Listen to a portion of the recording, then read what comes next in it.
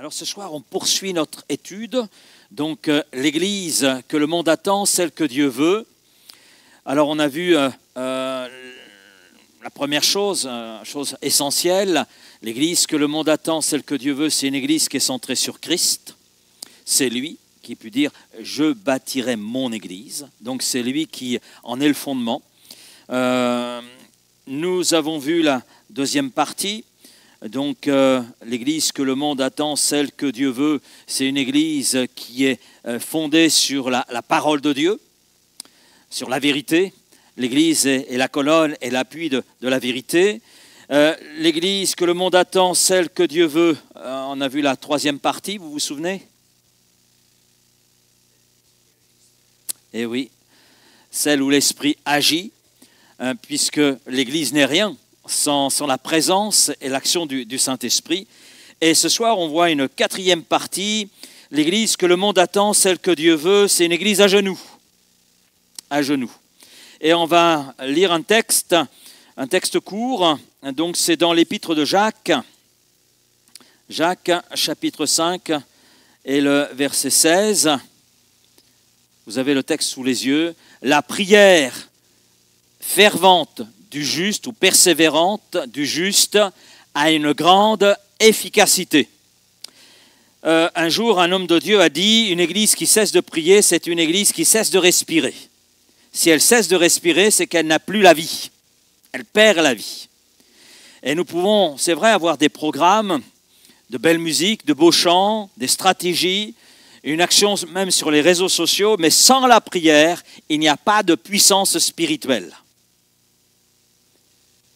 C'est clair.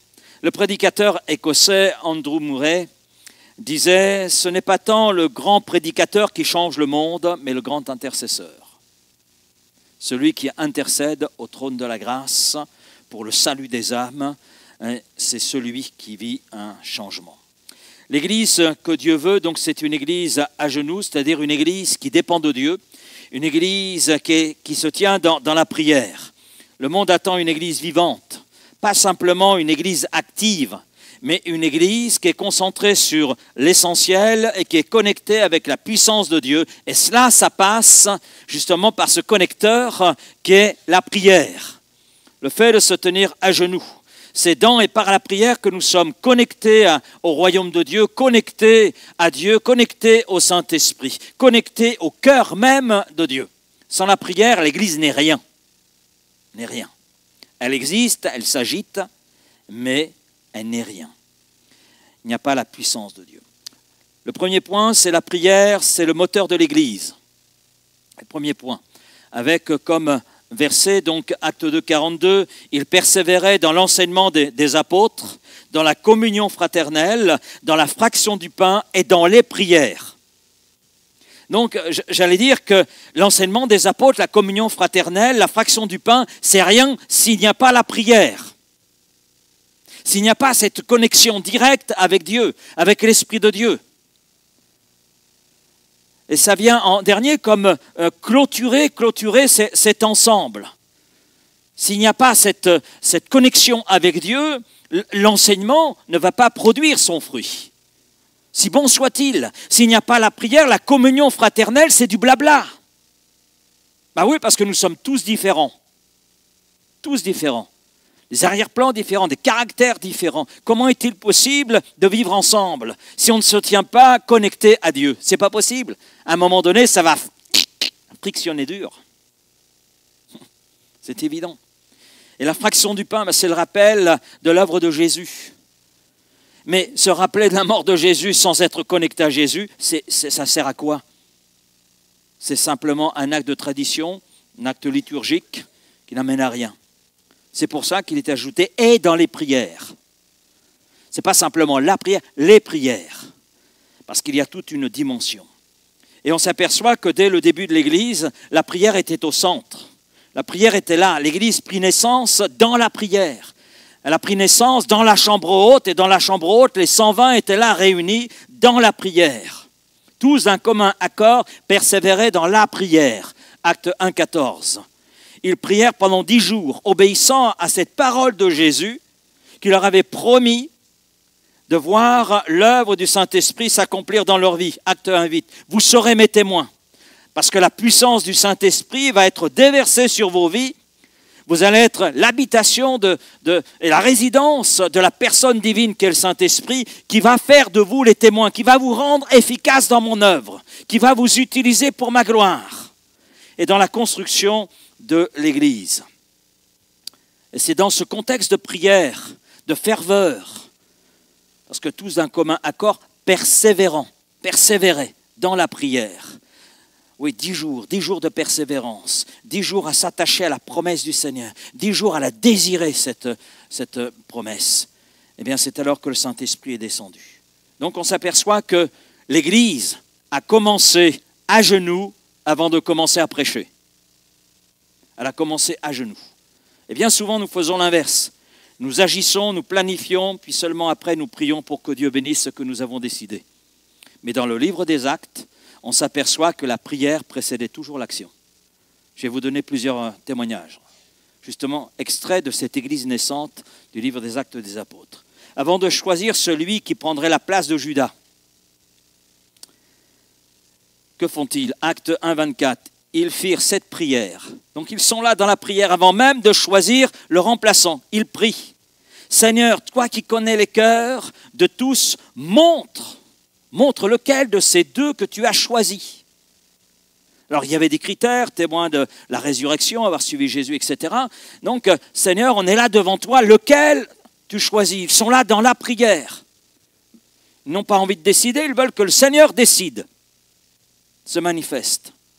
Avant de prêcher, que font-ils? Ils prient. De toute façon, s'il n'y a pas la prière avant la prédication est creuse. Acte 6, verset 4, « Et nous continuerons à nous appliquer à la prière et au ministère de la parole. » Mais notez bien, les apôtres disent d'abord à nous appliquer à la prière. Parce que de la prière, dans la prière, on reçoit la pensée de Dieu. Et à partir de là, cette pensée, on peut la travailler avec l'aide du Saint-Esprit. Et ensuite, la transmettre à ceux qui ont besoin de l'entendre. Avant d'envoyer des missionnaires, que font-ils? Ils prient. Acte 13, verset 2. Pendant qu'ils servaient le Seigneur dans leur ministère et qu'ils jeûnaient, le Saint-Esprit dit « Mettez-moi à part Barnabas et Saul pour l'œuvre à laquelle je les ai appelés. » C'est dans un temps de jeûne et prière. Ensuite, en prison, qu'est-ce qui se passe? Acte 16, verset 25. Vers le milieu de la nuit, Paul et Silas priaient et chantaient les louanges de Dieu. Et les prisonniers les entendaient. Et nous connaissons la suite. Il y a un miracle qui se produit. Les fondements de la prison furent ébranlés, les portes s'ouvrirent, tous les prisonniers furent libres, et nous savons que ce jour-là, il y a le gardien de cette prison avec toute sa famille qui est venue à la foi en Jésus-Christ. Dans la persécution, que faisait-il? Eh bien, il priait. Acte 4, verset 31. Quand ils eurent prié, le lieu où ils étaient assemblés trembla. Et ils furent tous remplis du Saint-Esprit. Ils annonçaient la parole de Dieu avec assurance. Et quand on lit le contexte, acte 4, on sait que Pierre et Jean sont passés devant le Sanhédrin et ils ont expliqué au Sanhédrin à qui est-il préférable d'obéir? Aux hommes ou à Dieu? À Dieu. C'est notre choix, c'est notre décision. Et ils ont exposé les choses à l'Église. Et l'Église ne s'est pas lamentée, non, elle a prié. Et qu'est-ce qui se passe? Eh bien, à nouveau, la puissance du Saint-Esprit se manifeste comme au jour de la Pentecôte. Quand ils eurent prié, le lieu où ils étaient assemblés trembla. Et ils furent tous remplis du Saint-Esprit, tous remplis à nouveau. À nouveau. Et ils reçurent, à travers le Saint-Esprit, une assurance renouvelée pour annoncer la parole de Dieu. Donc la prière fervente libère la puissance du Saint-Esprit. Nous aide dans nos choix, dans nos décisions, permet de voir la puissance et la gloire de Dieu se manifester, permet d'entendre la voix de Dieu, de connaître la pensée de Dieu pour nos vies et pour ceux aussi qui nous entourent. C'est ce que nous relevons dans tous ces témoignages et cela demeure vrai. Le deuxième point, la prière fervente du juste a une grande efficacité. C'est très intéressant de voir le mot fervent. Le mot fervent, on le connaît. Si je vous le dis en grec, vous allez tout de suite savoir de quoi ça parle. Si je vous dis énergéo, énergie. Voilà. Annie est prête pour les cours de grec. Amen. Amen. Énergie. Donc, c'est de ce mot, effectivement, qu'est extrait notre mot français, énergie. Donc, c'est une prière énergique, c'est une prière vivante, insistante, pas une prière mécanique et routinière. Non, non, ce n'est pas une prière formaliste, superficielle, mais c'est une prière sincère qu'elle a animée de ce feu du Saint-Esprit, animée de cette foi qui était là dans le cœur de ces gens, et une prière qui est là, persévérante, qui s'attache au Seigneur et qui veut vraiment voir les choses de la part du Seigneur. Donc il s'agit d'une prière où toute la personne est impliquée, comme tendue vers Dieu, parce qu'ils veulent voir les choses telles que Dieu les a promises. Ils y mettent de l'énergie. Prière fervente, une prière pleine d'énergie. Pleine d'énergie parce qu'ils sont animés de foi, parce que les promesses de Dieu sont là, ils veulent voir les promesses de Dieu s'accomplir. Maintenant, il y a une précision importante dans les paroles de Jacques. Il s'agit de la prière pleine d'énergie du juste, c'est-à-dire de celui qui vit selon la volonté de Dieu. C'est-à-dire en conformité avec la parole de Dieu, en conformité avec les enseignements de Christ. La prière fervente de celui qui se conforme à Christ, qui marche selon Christ, selon la parole de Christ, sa prière est entendue. La prière persévérante de celui qui vit avec une vie alignée sur la volonté de Dieu, eh bien, voit les choses tangibles s'accomplir dans sa vie et autour de lui, parce qu'il est en accord avec la volonté de Dieu. La foi et la droiture donnent à la prière un effet réel dans le monde spirituel et matériel. C'est ce que Jacques est en train de nous dire. La prière fervente du juste a une grande efficacité. Et puis Jacques cite un témoignage, il appuie cette réalité d'un témoignage que nous connaissons puisqu'il s'agit du prophète Élie. Élie était un homme de la même nature que nous, donc il nous ressemblait, avec ses forces, avec ses lacunes, avec ses forces, ses faiblesses, son caractère, etc. Donc on se retrouve quelque part dans le portrait d'Élie. Il y a une part de nous-mêmes dans son portrait. Et il nous est dit, il pria avec instance, c'est-à-dire il a eu une prière fervente pour qu'il ne pleuve point, et il ne tomba point de pluie. Puis il pria de nouveau, et le ciel donna de la pluie. Élie n'avait pas de super pouvoir. Oui, il était prophète, c'est vrai. Mais ce n'est pas parce qu'on est prophète, qu'on est pasteur, qu'on est évangéliste, qu'on a de super pouvoir. Heureusement d'ailleurs. Parce que vu le cœur de l'homme, comme il est torteux par-dessus tout, il trouverait le moyen de s'enorgueillir et se prendre pour un super Dieu. Non. Élie n'avait pas de super pouvoir, mais il prie avec foi, il prie avec persévérance, il prie avec conviction. Et il voit les choses s'accomplir. Et Dieu n'exauce pas la prière parce qu'elle est belle. Quelquefois, on n'ose pas prier parce qu'on a peur de dire une prière qui ne soit pas belle. Mais d'abord, c'est quoi une belle prière? C'est des beaux mots qui s'enchaînent les uns derrière les autres? Mais quand bien même on exprime une prière, qu'elle soit un peu cabossée, l'essentiel, c'est le cœur. Ce n'est pas aux mots que regarde le Seigneur, c'est au cœur, à notre cœur. La prière fervente. Donc, ça nous montre très bien que Dieu regarde à ce qui est là derrière les mots, à la foi que l'on met, à la ferveur que l'on met, à l'implication de notre cœur dans ce que l'on exprime, quels que soient les mots que l'on exprime. Ce qui est important, c'est le cœur. Et si notre cœur est aligné sur Dieu, sur sa parole, quand bien même ce qui sortirait ne serait peut-être pas joli à certaines oreilles, l'essentiel, c'est qu'on y a mis tout son cœur. Amen. Troisième point, une église à genoux, c'est une église puissante. Une église peut grandir, vous savez, sans prière.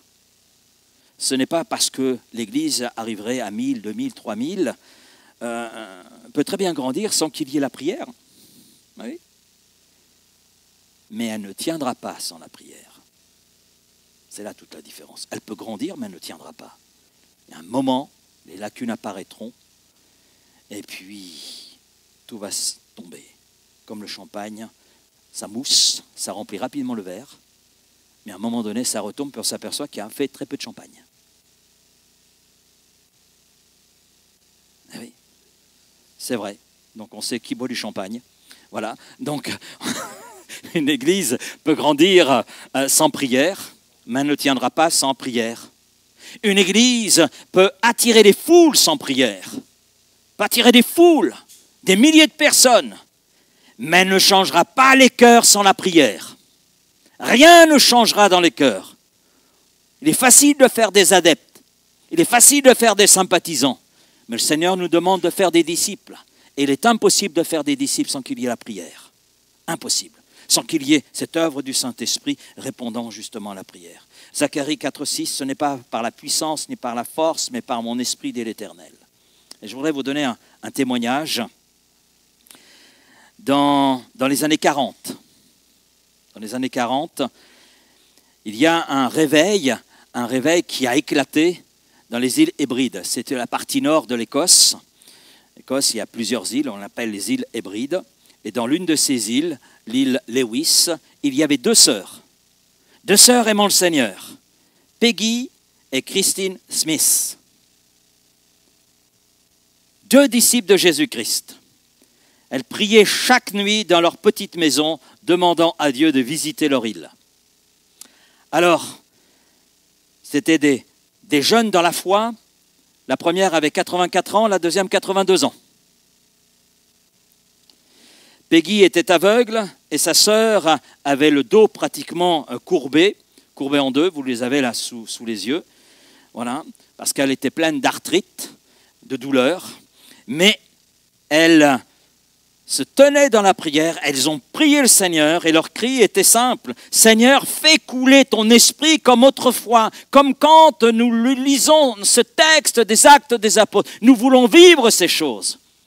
Et ces deux sœurs étaient si persuadées de la proche intervention de Dieu qu'elles ont envoyé un télégramme à ce monsieur qui est au milieu, donc Duncan Campbell, donc c'est un prédicateur écossais, qui était connu à cette époque-là, mais un homme de prière. Il avait la soixantaine d'années à ce moment-là, et il se trouvait en Irlande pour une conférence. Et puis les deux sœurs étaient si convaincues qu'elles avaient proposé dans leur télégramme les dates. Elles avaient donné les dates. Voilà. Et Duncan Campbell devait participer à une conférence justement qui tombait sur ces mêmes dates. Alors, Duncan Campbell a répondu au télégramme en disant « Oui, il n'y a pas de problème, l'année prochaine, dans les dates que vous m'avez demandées, j'irai vers vous. » Et les deux sœurs n'ont pas dit « D'accord ». Elles ont dit « Non, c'est maintenant. C'est maintenant. C'est pas l'année prochaine. » Et puis elles ont ajouté à Duncan Campbell, de toute façon, l'homme fait des projets, mais c'est Dieu qui dispose.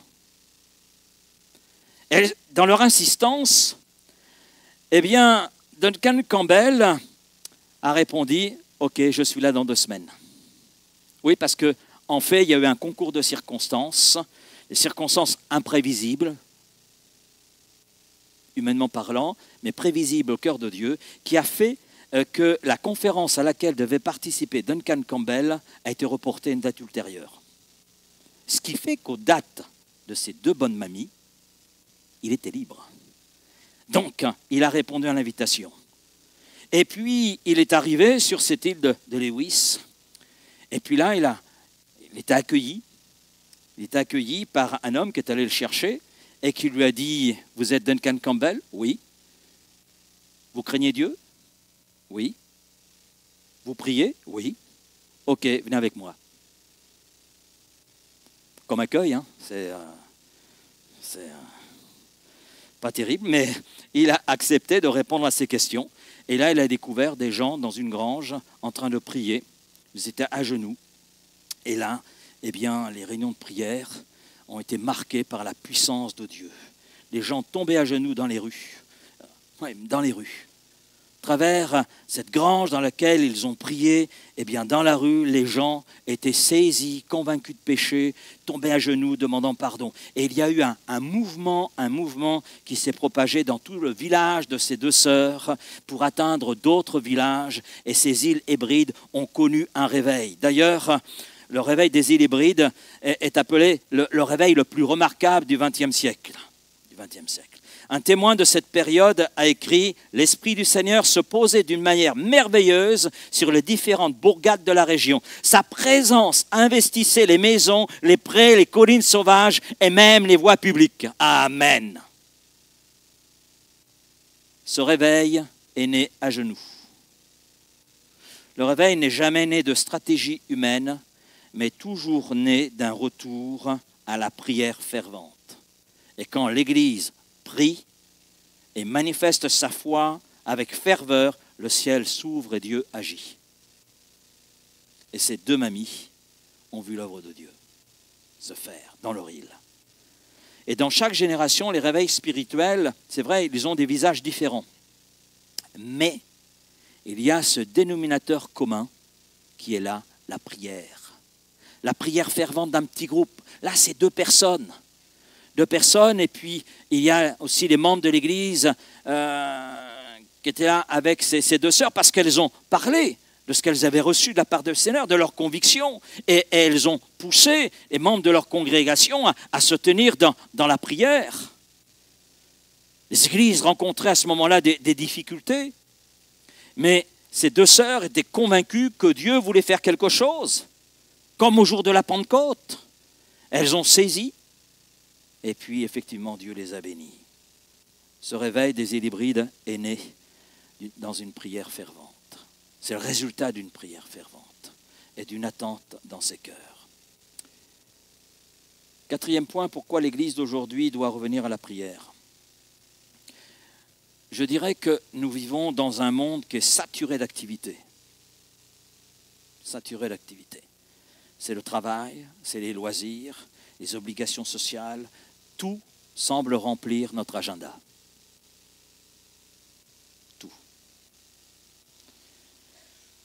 Et puis s'il y en a passé, rassurez-vous, je crois que l'adversaire qui est le prince de ce monde sera en ajouté. Et puis, il y a aussi, pas simplement les activités, on a un monde qui est distrait par les écrans, téléphone, réseaux sociaux, télévision, applications. Nos pensées sont constamment dispersées et occupées. Vous l'avez remarqué cela? Si on ne veille pas. Je discutais avec une personne ce matin et qui me disait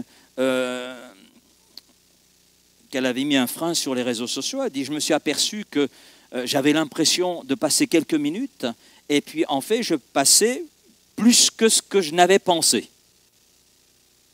Et j'ai vu que c'était chronophage. Et c'est vrai.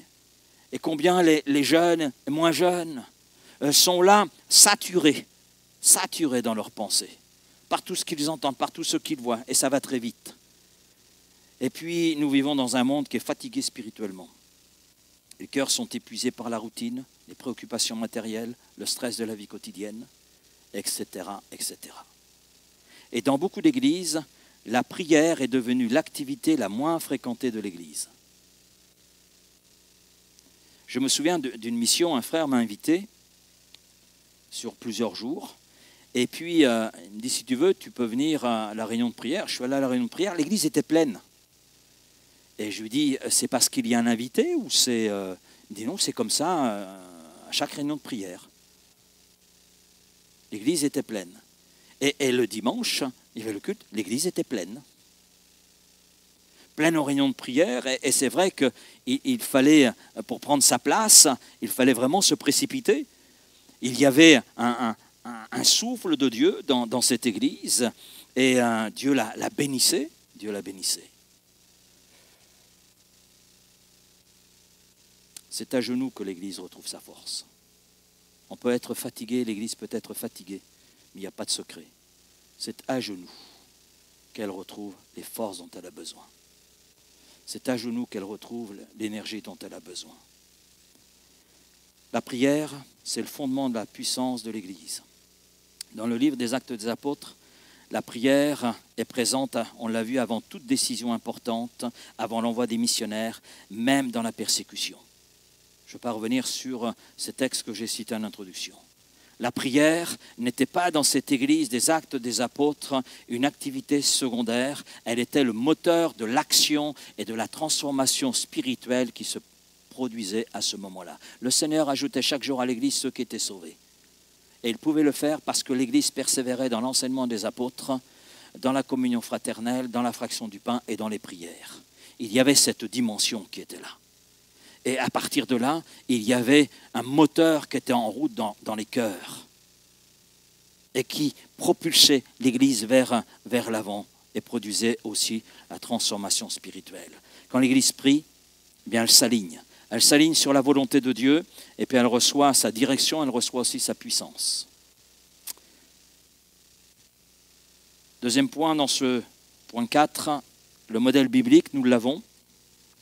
2 Chroniques 7, 14, vous l'avez sous les yeux. « Si mon peuple sur qui est invoqué mon nom s'humilie, prie, cherche ma face et se détourne de ses mauvaises voies, je l'exaucerai des cieux, je lui pardonnerai son péché et je guérirai son pays. » Notez bien cette progression. « Je l'exaucerai des cieux, je lui pardonnerai son péché et je guérirai son pays. » Notre pays a besoin de guérison. Notre ville a besoin de guérison. Notre monde a besoin de guérison. Et cette promesse de Chroniques 7, 14, cette promesse contient plusieurs enseignements. Tout d'abord, l'humilité, les questions de l'humilité. Si mon peuple, sur qui est invoqué mon nom, nous sommes ce peuple. Nous sommes enfants de Dieu, porteurs de ce nom. Dieu nous a adoptés et nous appelle fils et filles. C'est extraordinaire. Après nous avoir rachetés par le sang de Jésus. Et si mon peuple sur qui est invoqué mon nom s'humilie, l'humilité est revenir à Dieu, reconnaître notre dépendance et notre faiblesse. J'ai besoin de Dieu. Je dis pour ma vie. Sans lui, je ne suis rien, sans lui, je ne peux rien. Sans lui, je suis à la merci des hommes, et malheur à l'homme qui se confie dans l'homme.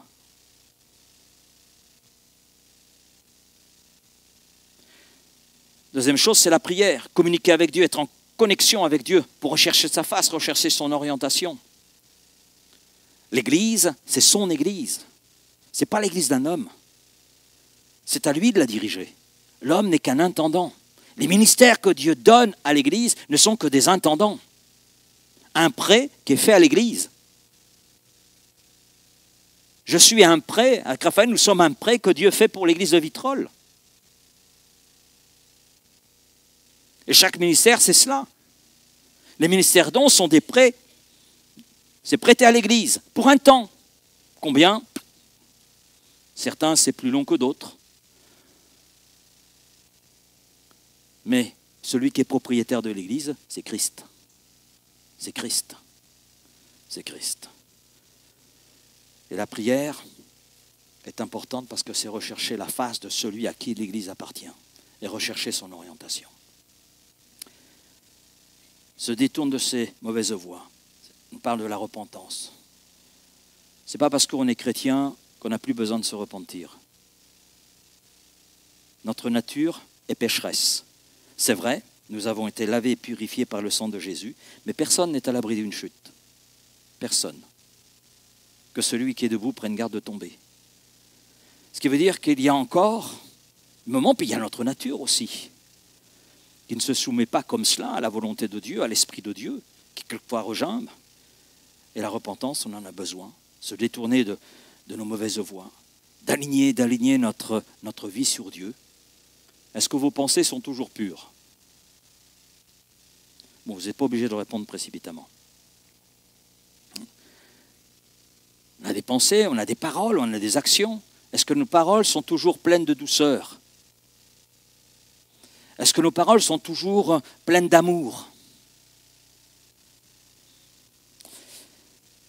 Oui, on a besoin de la repentance. Et puis il y a cette promesse divine.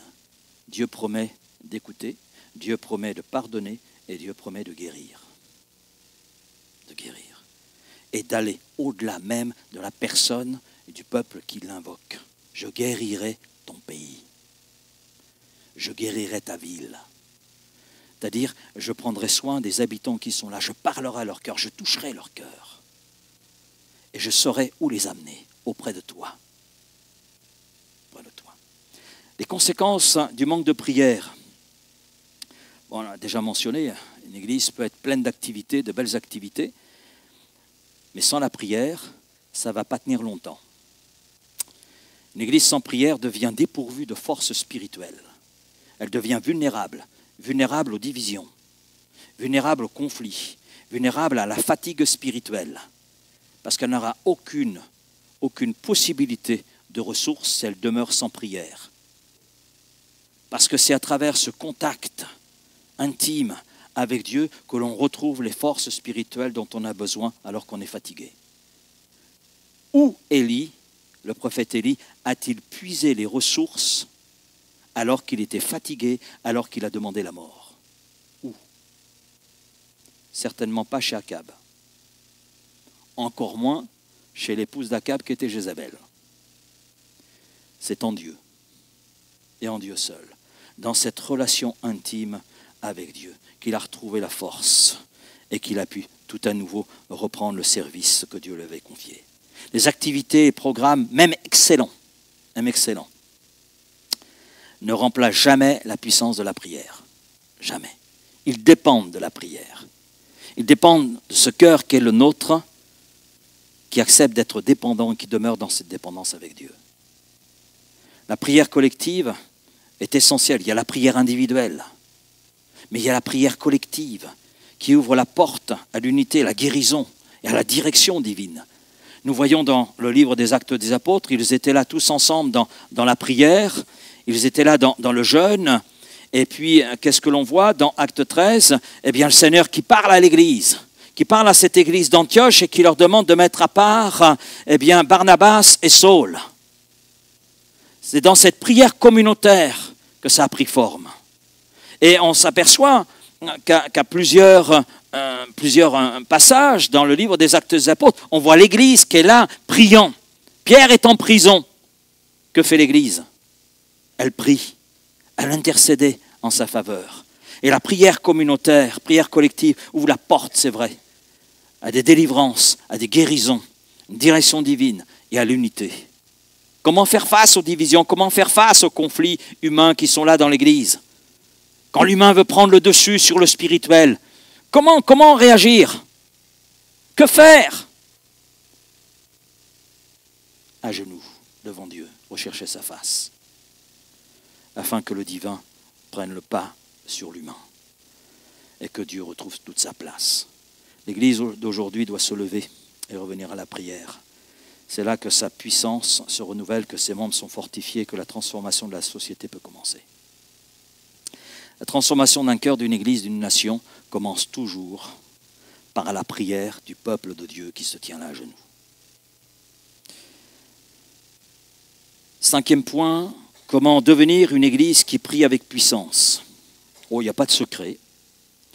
Vous avez les choses sous les yeux. Prier avec foi. La prière fervente. Prière pleine d'énergie, de foi. Prière consacrée. Prière de celui qui s'aligne à la parole de Dieu, s'aligne à la volonté de Dieu. Matthieu 21, 22, tout ce que vous demanderez avec foi, vous le recevrez. La foi, c'est la clé qui ouvre le ciel. La prière sans foi est comme une corde sans nœud. Ça ne tient pas. Vous tirez dessus, tout s'en va. Ça ne résiste pas. Daniel est dans la fosse aux lions. Daniel chapitre 6. Et Daniel, pourquoi est-il dans la fosse aux lions? Pourquoi est-il dans la fosse aux lions? Parce que Daniel a continué de prier Dieu quotidiennement, malgré le décret du roi qui interdisait la prière. Mais sa prière a été entendue par Dieu. Sa prière, exprimée avec foi, a fait que Dieu a fermé la gueule des lions et lui a permis de traverser l'épreuve et d'en sortir vainqueur. Et Daniel a été justifié parce que ceux qui avaient manigancé pour que le roi mette en place ce décret, ce sont eux qui ont fini dans la fosse aux lions. Et les lions ont dit « Merci, ô Dieu, toi qui es le maître de toutes choses. » Parce que d'un bonhomme un peu vieux, un peu sec, on a eu des bonhommes bien gras. Bon, ça, c'est l'apocryphe selon Laurent. Hein? Mais le résultat, oui, c'est que Dieu a fermé la gueule des lions. C'est que Dieu a pris soin de son serviteur. Daniel est sorti indemne, démontrant clairement que la foi dans la prière peut changer les situations impossibles. Il était impossible qu'il s'en sorte, humainement parlant. C'était impossible. Impossible. Et tout le monde le savait. Mais Daniel, quoi qu'il arrive, il savait où il avait placé sa foi. Il savait qui il invoquait dans la prière. Et la foi persévérante ne se base pas sur ce que l'on voit, sur les situations dans lesquelles on peut être, mais elle s'appuie sur la fidélité et la puissance d'un Dieu qui, lui, tient nos vies entre ses mains et qui fait ce qu'il veut parce qu'il est souverain. Et même face à la mort ou à l'impossible, Dieu répond à la prière de ceux qui croient en lui réellement. Des hommes dans un pays ils appartenaient à Christ et ils ont été saisis et on leur a demandé de creuser une fosse. Ils ont creusé une fosse et puis ils ont compris pourquoi ceux qui les avaient arrêtés leur demandaient de creuser une fosse. Ils ont compris que c'était ensuite pour les enterrer vivants. Voilà. Et ils ont dit à leurs persécuteurs, écoutez, avant que vous nous enterriez, laissez-nous prier notre Dieu. Et ils ont prié tous ensemble. Quelques personnes, quelques chrétiens qui étaient là dans cette fosse qu'ils venaient de creuser ont prié. Et après avoir prié, ils s'attendaient à ce que leurs persécuteurs les recouvrent de terre. Et puis ils se sont aperçus que leurs persécuteurs avaient pris la fuite. Et ils sont sortis libres de cet épisode. Et ils ont su plus tard pourquoi leurs persécuteurs sont partis. C'est qu'au moment où ils se sont mis à prier ensemble, eh bien Dieu a vu le cœur de ces hommes et Dieu a envoyé des anges. Et les persécuteurs ont pris peur. Ils ont pris peur. Quand ils ont vu ces grands personnages, ils ne savaient pas comment exprimer les choses. Quand on a vu ces grands personnages, on a pris la fuite parce qu'ils étaient plus forts, mieux armés que nous. On est partis. On est parti. Oui, Dieu répond encore à la prière. Prière fervente, la prière du cœur. Deuxième point, c'est prier avec persévérance. Matthieu 7,7, demandez et l'on vous donnera, cherchez et vous trouverez, frappez et l'on vous ouvrira. La persévérance attire toujours l'attention du ciel. Dieu récompense ceux qui ne se lassent pas, qui prient avec persévérance. Ils persévéraient dans les prières. Ils persévéraient. Ils avaient le souffle long dans la prière. Ce que signifie le mot persévérer. Avoir le souffle long. C'est comme courir un marathon. C'est cela. Et la prière, quelquefois, peut être un long marathon. Mais nous devons ne pas nous décourager, même si la réponse tarde. Parce que la persévérance, quelque part, elle fortifie notre foi et produit des résultats. Bon, Jésus, d'ailleurs, nous donne une illustration dans Luc, chapitre 18, les versets 1 et 8. Là, cette veuve qui importune ce juge qui est un juge inique. Et on est étonné par cette parabole, mais ce juge inique qui n'a que faire de ce qui est juste, de ce qui est droit, parce que cette femme l'importune, eh bien, il répond à sa demande. Et le Seigneur nous dit que Dieu n'est pas un juge inique, il est un Dieu Père. Il est le Père, celui qui entend les prières et celui qui répond, parce qu'il est amour, parce qu'il aime ses enfants, parce qu'il se plaît à bénir ses enfants. Et c'est la leçon que nous laisse Jésus. Prière qui est faite avec persistance, une prière qui est entendue par Dieu. Priez ensemble. Matthieu 18, verset 20. Là où 2 ou 3 sont assemblés en mon nom, je suis au milieu d'eux. Ça ne veut pas dire que quand on est tout seul, le Seigneur n'est pas avec nous. Mais ça veut dire qu'il y a des situations, il y a des moments où on a besoin de nos frères et sœurs. Tout seul, on ne peut pas atteindre le but. On ne peut pas atteindre le résultat. On ne peut pas atteindre la bénédiction. On a besoin d'un frère, d'une sœur, voire besoin de l'Église. Et l'unité dans la prière, eh bien, multiplie la puissance. Une Église divisée a une prière faible, mais une Église unique qui prie est forte. Et la prière, d'ailleurs, favorise l'unité. Et l'unité renforce l'impact spirituel. Dans Actes 4, verset 31, l'Église, eh bien, ils étaient là tous ensemble, priaient ensemble. Et il y a deux résultats, comme nous l'avons vu. La première chose, c'est que cette Église vit une nouvelle Pentecôte. Une nouvelle Pentecôte. Et la deuxième chose, c'est qu'elle annonce la parole de Dieu avec audace, avec assurance, sans peur. Parce que le Seigneur est là et parce que le Seigneur leur donne le zèle nécessaire, les mots nécessaires pour qu'ils puissent toucher les cœurs. Il y a cet impact spirituel. Dans Acte 12, j'en parlais tout à l'heure, je vous donne la référence, Acte 12, nous lisons « Pierre donc était gardé dans la prison et l'Église ne cessait d'adresser pour lui des prières à Dieu. » Et la suite, nous la connaissons. L'apôtre Pierre donne lui-même le résultat. Il fera ce rapport. Revenu à lui-même, Pierre dit « Je vois maintenant d'une manière certaine que le Seigneur a envoyé son ange.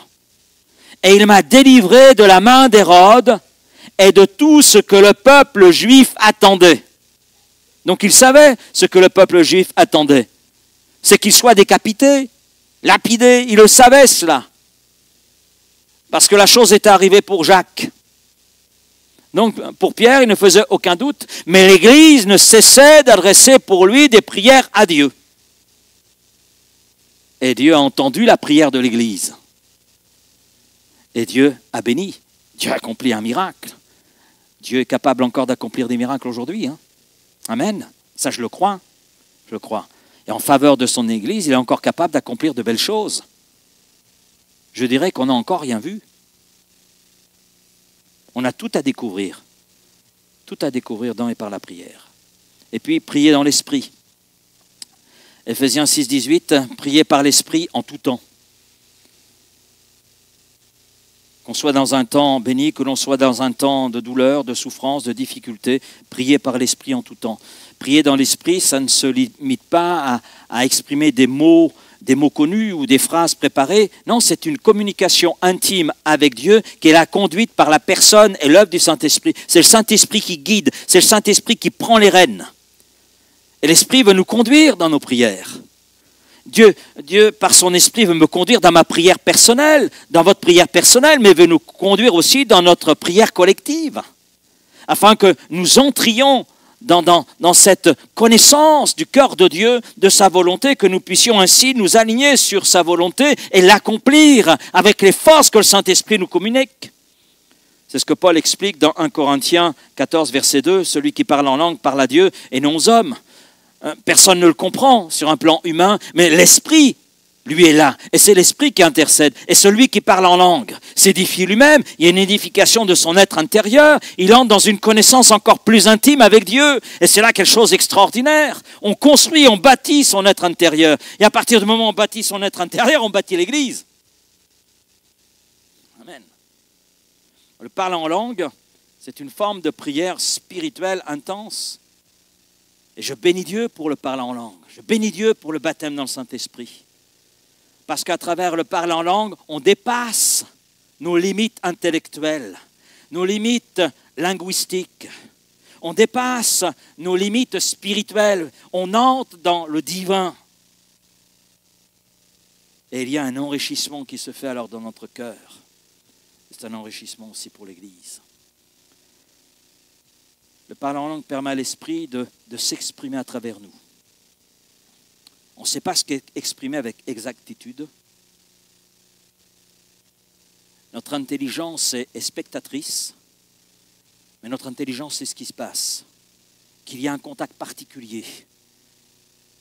Que le Saint-Esprit prend je dirais, toute la place et il exprime à Dieu ce qui est en accord avec son cœur.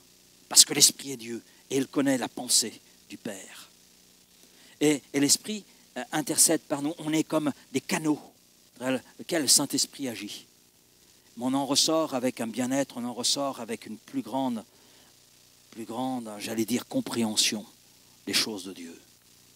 Et c'est un moyen puissant d'entrer dans l'alignement parfait avec la volonté divine, parce que l'Esprit nous guide directement dans la prière. L'Esprit peut aussi inspirer des paroles audibles, compréhensibles.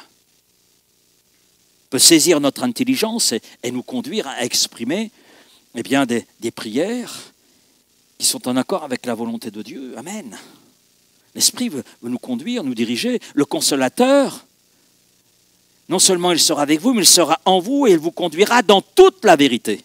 Amen. Et je crois que le Saint-Esprit, si on le laisse gérer les choses dans notre vie, nous guider dans la prière, eh bien, on entre dans la vérité, dans la compréhension de la vérité. Et on prie dans ce sens. Dans Acte 2, lors de la Pentecôte, les apôtres furent remplis du Saint-Esprit, ils parlèrent en langue, mais on les voit prier, on les voit louer, il y a tout un surnaturel qui est là. Et cela a marqué le début de cette église. Mais cela a aussi un impact dans cette ville de Jérusalem. Parce que ce jour de la Pentecôte, combien sont venus à Christ? 3000.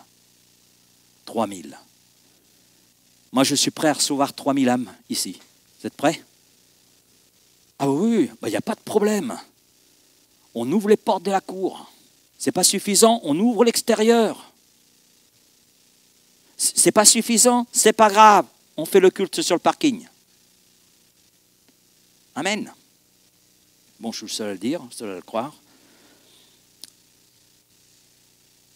Priez avec un cœur pur. 5e point. Le psaume 66, versets 18-19. Si j'avais conçu l'iniquité dans mon cœur, le Seigneur ne m'aurait pas exaucé. Mais Dieu m'a exaucé, il a été attentif à la voix de ma prière. Le péché non confessé bloque la puissance de Dieu, bloque la puissance du Saint-Esprit, rend la prière inefficace, quand bien même c'est bien exprimé. C'est vrai pour une personne, mais c'est vrai aussi pour l'Église. La pureté intérieure est essentielle pour que notre prière soit une prière que Dieu entend et que Dieu exauce. On a un témoignage, c'est celui de David. Dans 2 Samuel 12, verset 13, après son péché avec Bathsheba et l'assassinat d'Uri, commandité par David lui-même, David confesse son péché à Dieu. Psaume 51. Et Dieu l'exauce à partir du moment où il confesse son péché. Et Dieu le conduit à une restauration dans sa relation avec lui. La confession et le repentir ouvrent tout à nouveau le canal de la prière efficace. La prière fervente du juste est d'une grande efficacité. Mais la prière, quand bien même elle est fervente du pécheur, elle est inefficace. Il faut qu'il y ait repentance, il faut qu'il y ait pardon. Et donc restauration pour que la prière retrouve le cœur de Dieu. Témoignage d'Esdras. Esdras, chapitre 10, les 4 premiers versets. Esdras est confronté au péché du peuple. Et Esdras prie. Il confesse. Il confesse avec un cœur brisé. Il confesse les péchés du peuple. Il s'approprie les péchés du peuple. Il fait sien ses péchés. Il les confesse devant Dieu. Il confesse les transgressions de son peuple. Et Dieu entend sa prière.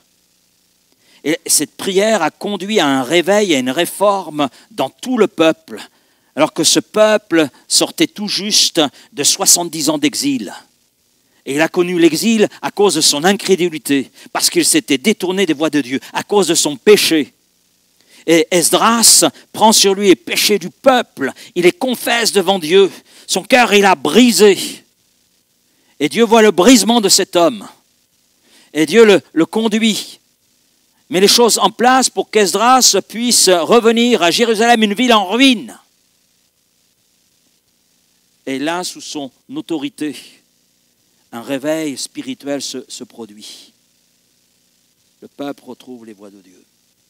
La pureté et la repentance du cœur sont essentielles pour que la prière communautaire atteigne le cœur de Dieu. Donc pour devenir une église qui prie avec puissance, il faut la foi, parce que la foi ouvre le ciel. Il faut la persévérance, parce que la persévérance attire la réponse. Il faut l'unité, parce que l'unité multiplie l'impact. Et il faut que l'Esprit soit là, parce que c'est lui qui veut guider la prière. Et il faut que la pureté du cœur soit là, parce que c'est elle qui assure l'efficacité de la prière. Et une église qui met en pratique ces principes redevient un lieu de puissance, un lieu de transformation, un lieu de témoignage vivant, là où Dieu l'a placé. Rapidement, 6e point, les effets d'une église qui prie. Alors je ferai juste un résumé de tout ce que nous venons voir finalement. Quand l'église prie, les cœurs s'ouvrent.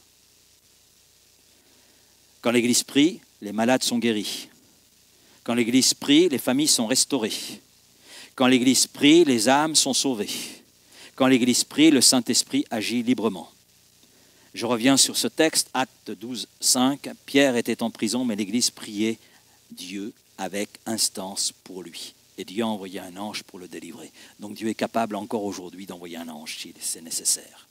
Ce que la politique, ce que la stratégie, ce que la force humaine ne peut pas accomplir, la prière le peut. Parce que la prière, c'est s'adresser à celui qui peut tout. À celui qui gouverne l'univers.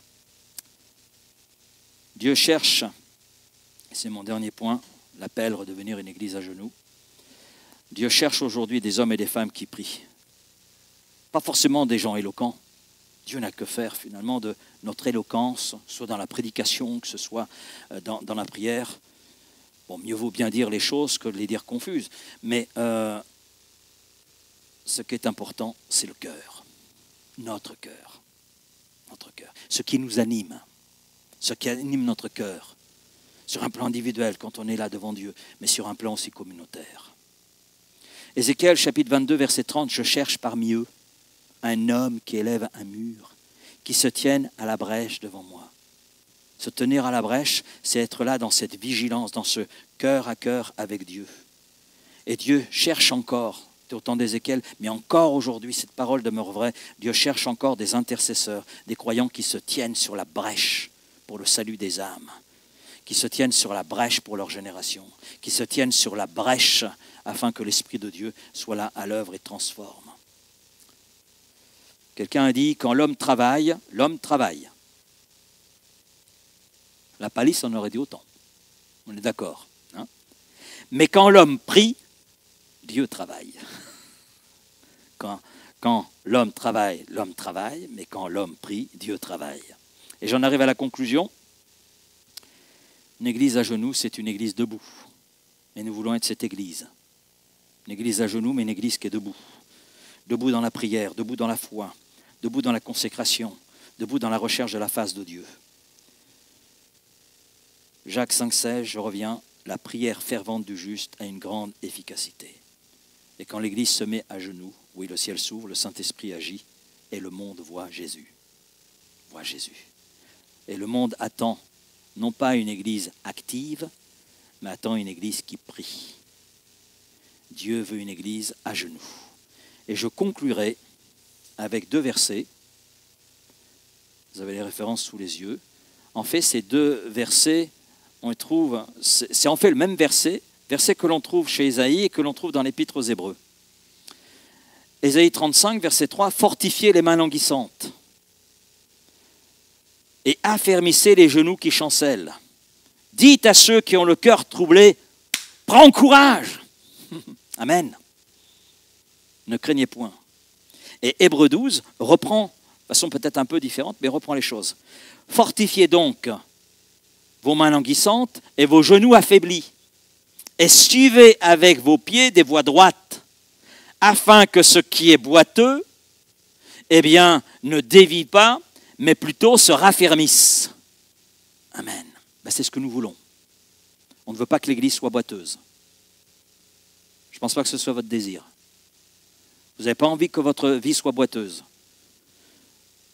Moi, je n'ai pas envie. Je n'ai pas envie non plus que l'Église soit boiteuse. Non, je veux au contraire. Parce qu'une église boiteuse, une vie boiteuse, ça veut dire qu'on dévie. On n'est plus dans la cible. Et manquer le but, c'est toute la définition du péché. Mais on veut raffermir. Raffermir nos cœurs, nos âmes, nos esprits. Raffermir notre relation avec Dieu. Raffermir notre relation avec sa parole. Raffermir notre relation les uns avec les autres. Amen. Ah, j'avais l'impression d'être tout seul là. Hein? Et tout cela, c'est dans et par la prière. Et là, nous pouvons dire Amen. Seigneur, conduis-nous encore plus loin dans la prière et par la prière, parce que nous voulons atteindre tes objectifs pour nos vies, tes objectifs pour cette ville, pour cette région, pour notre pays. Amen. Merci Père pour ta parole ce soir. Et c'est vrai, l'Église dont le monde a besoin, l'Église que tu veux, est une Église qui est à genoux. Une Église qui prie. qui est imbibé, imprégné de la prière et qui n'a pas honte et qui n'a pas peur de s'impliquer dans la prière, dans la foi. Amen. Et nous voulons entrer dans tout cela, Seigneur. Parce que ce que nous pouvons voir de cette Église naissante dans le livre des Actes des Apôtres, c'est des choses que tu as encore en réserve pour nous. Et c'est ce dans quoi tu veux nous faire entrer. Alors c'est vrai, Seigneur, nous voulons être de ceux qui persévèrent dans l'enseignement des Écritures. Nous voulons être sérieux dans ce domaine. Nous voulons être de ceux qui persévèrent dans la communion fraternelle. Nous voulons être de ceux qui persévèrent dans la fraction du pain. Et nous voulons être de ceux qui arrosent tout cela dans une prière persévérante et qui s'attend à toi. Oui, Seigneur. Alors conduis-nous, aide-nous. Tu connais nos faiblesses personnelles, nos faiblesses sur le plan communautaire. Oui, Seigneur. Parce que qui mieux que toi nous connaît, qui mieux que toi connaît l'Église locale. C'est toi qui as touché nos cœurs, nos vies. C'est toi qui es notre Créateur. Et puis c'est toi qui as bâti cette Église. C'est toi qui l'as bâtie. Tu en es le propriétaire. Donc tu la connais mieux que moi-même je peux la connaître. Oui, Seigneur. Tu la connais dans son intimité. Tu la connais dans chacun de ses compartiments. Oui, Seigneur. Tu la connais dans ses silences. Tu la connais dans ses bruits. Tu la connais dans ses murmures. Tu la connais dans ses colères. Oui, Seigneur. Tu la connais en tout point. Et Seigneur, ma prière, notre prière, c'est que l'Église soit une maison de prière. Une maison de prière où ton nom est élevé. Et que ta maison soit une maison ainsi de guérison, de délivrance, de pardon, amen, de réconciliation, de restauration, et où la puissance du Saint-Esprit se manifeste, où ta parole est confirmée par ces signes, ces prodiges et ces miracles. Oui, Seigneur, ces choses, elles sont pour nous et nous voulons les saisir et nous connaissons le chemin, il n'y en a pas d'autre, c'est la prière.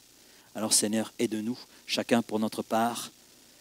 On te prie peut-être pour celui ou celle qui est défaillant actuellement dans la prière, qui peut être fatigué. Seigneur, ce soir, tu renouvelles cette âme, tu renouvelles ce cœur, tu redonnes de nouvelles forces, de nouvelles énergies, afin que la prière de mon frère, de ma sœur, soit là comme renouvelée, et que mon frère, ma sœur, trouve un nouveau souffle en toi, et découvre l'étendue de ce qu'est la prière fervente du juste.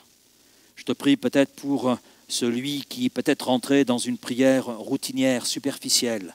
Seigneur, rafraîchis la vie de prière de mon frère, de ma sœur. Rafraîchis sa vie de prière. Oui, Seigneur, souffle-la par ton esprit. Oui, Père. Et que pour chacun, de notre part, nous puissions être là des gens persévérants. Amen. Persistants, tels des marathoniens qui vont jusqu'au bout pour terminer la course. Et nous voulons être de ceux qui vont jusqu'au bout dans et par la prière, afin d'hériter ces choses d'en haut, de les découvrir, de les vivre. Amen.